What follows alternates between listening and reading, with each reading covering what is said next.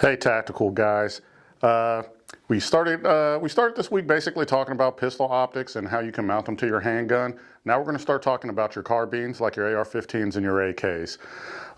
Typically what you're going to see when it comes to optics for those, they're going to generally break down in about 3 or 4 categories. You have your basic red dot, you have your red dot with magnifier, you have your prism optics, and then you're going to have your magnified optics.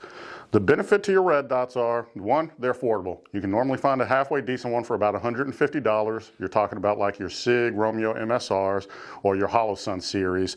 Really good for point shooting. They're lightweight, don't take up a bunch of rail space. Batteries last forever. They do exactly what you'd want to do as a civilian, just kind of out there plinking. Once you start talking about your red dots with magnifiers, what that's going to do is it's going to give you a little bit more range. You want to start engaging targets 100, 150, maybe even 200 yards out.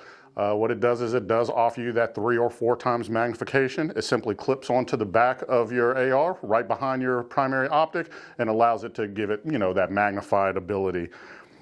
Your prism optics are basically going to kind of act like an ACOG, if you know what that is. It is a fixed powered optic, typically 3 times or 4 times, that always has that magnification to it. The benefit to that is it's basically a go-to generalized optic. They don't require batteries. They don't have any kind of power source that can go down. They last forever, and some of your nicer ones will have illumination settings, maybe a battery in it if it is electrified, or like the ACOG, it'll use a fiber optic. Then you have your magnified optics. This is a LPVO, a low power variable optic. It allows you to go from 1 times all the way up to 5 or 6 or even 8 times power. So for guys that kind of want to have both that point defense ability but also want to stretch it out to their rifle's maximum range, this is actually a really good option. A lot of guys will typically just set it at maybe 3 times, a lot like a prism optic, and just leave it there, and if they happen to need that extra range, they'll increase the magnification.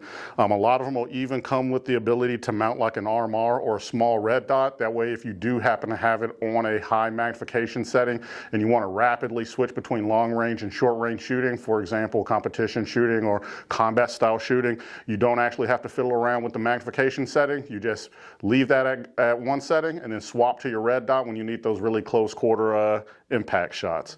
If you ever find yourself with any questions about what would be the best optic for your rifle, just give us a call at Tactical and we can take care of you.